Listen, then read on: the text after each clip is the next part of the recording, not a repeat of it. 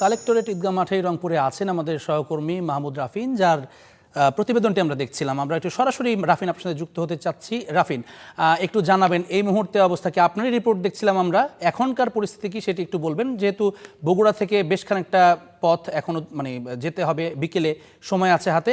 নেতাকর্মীরা আসতে শুরু করেছেন কিনা?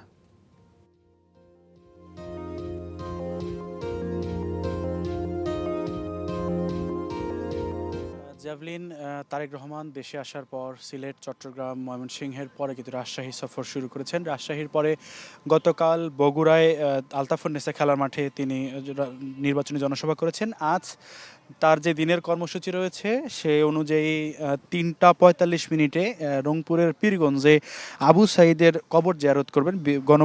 জুলাই গণঅভ্যুত্থানের প্রথম শহীদ আবু সাঈদের কবর জিয়ারতের পর ৪টা ৩০ মিনিটে তিনি রংপুরের কালেক্টরেট ঈদগাহ মাঠ যে নির্বাচনী জনসভা রয়েছে সেখানে তিনি প্রধান অতিথির বক্তব্য রাখবেন।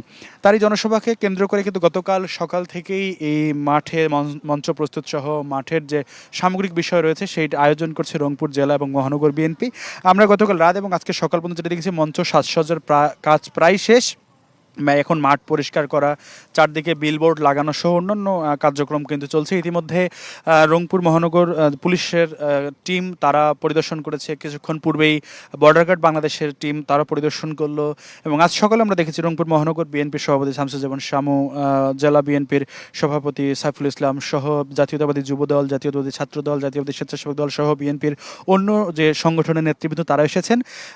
নেতারা যেটি বলছেন যে এই আজকের যে জনসভা রংপুর বিভাগের ৮ জেলা ৩৩টি আসনের প্রার্থীরা এখানে আসবেন, নেতাকর্মীরা আসবেন। বিশেষ করে রংপুর জেলার যে ৬টি আসন সেখানকার নেতাকর্মীরা মূলত মুখিয়ে আছে যে এই বৈষম্যের শিকার উত্তরাঞ্চল, যে বৈষম্যের একদম বাজেট বরাদ্দের তলানিতে পড়ে থাকা এই রংপুর, দীর্ঘ যে রংপুর বিভাগের ৮টি জেলার 5টি জেলা তিস্তা নদী বিধৌত, তিস্তার ভাঙনে যাদের সর্বস্ব শেষ হয়ে যায় বছরের অধিকাংশ সময়, সেই তিস্তাবারে মানুষ মুখিয়ে আছে যে আগামী দিনের যারা সরকার গঠন করবে, বিশেষ করে বিএনপির চেয়ারম্যান তারেক রহমান আসছেন, তিনি আসলে রংপুরের মানুষের জন্য উন্নয়নে কী প্রতিশ্রুতি দেন সেই উন্নয়নের বার্তা শোনার জন্যই মূলত রংপুরে মানুষ মুখিয়ে আছে।